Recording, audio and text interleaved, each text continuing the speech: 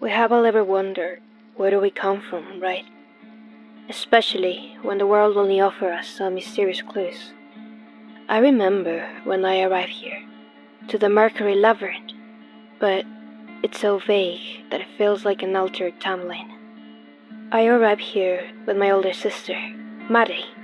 I remember feeling so much fear. I only wanted to protect myself with her. And then, Jokerin gave us a welcome. I sincerely have never liked her. Actually, I admit that she intimidates me, with that noisy party energy that she has all the time. Luckily, she and I don't frequent each other much, and every time she comes to visit, I look for a way to avoid her. The labyrinth is a dangerous place, full of surreal worlds and insane people. Most of them try to hurt us, and all that we could do was to defend ourselves. And if that wasn't enough, I could feel the mercury poisoning my body.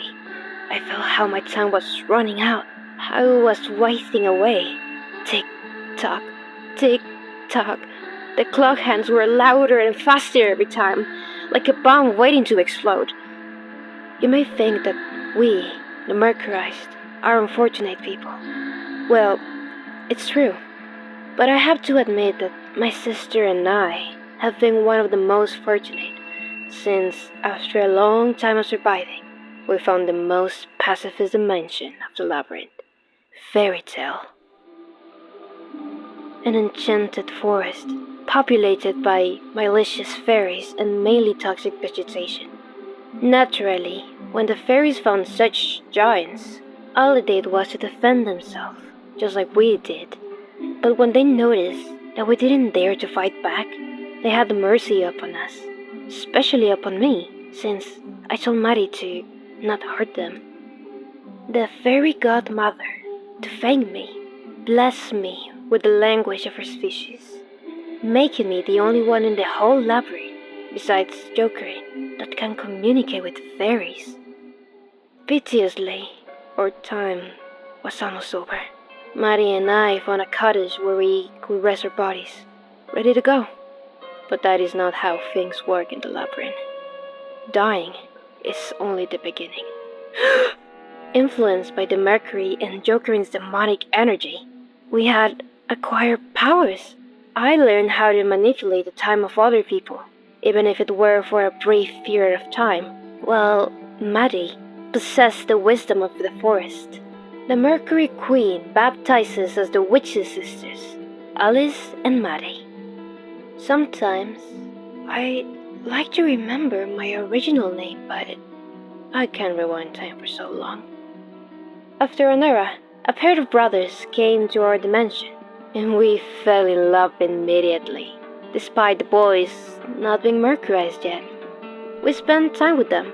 I share the same passion for the fairies along with my loved one, and we proposed to each other to study them together to expand our knowledge. It was very useful for me to know their language and to undo irremediable mistakes. But then, the wish from my loved one to study them went too far. He started to capture my tiny friends and to dissect them without any mercy. I tried to make him understand, but the mercury had already taken over his heart. And I, as the guardian of the fairies, I had to act. I overexploited my powers of time, and I aged my loved one to the point where his body couldn't hold it for any longer. What a terrible curse I conceived upon him, for now that he is mercurized, he won't stop being a useless elderly.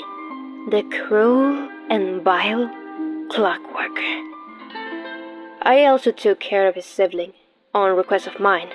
Maddie had trusted him with her understanding for potions, and he used it to create harmful potions for the fairies. So I rejuvenated him, but not too much.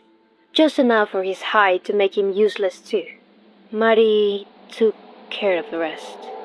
And here we are still, the four of us, killing each other in a vicious circle, in an endless fairy tale. Not even the limiting age of her past lovers stops them from kidnapping my annoying friends, nor to trying to open them like butterflies. I wonder, what should I do? to get rid of them completely. Actually, I do know the answer. But not even my mercurized conscience allows me to do it. Unless I reach my limit. But at least I know how to act in light of any other intruder. Especially when they resemble them.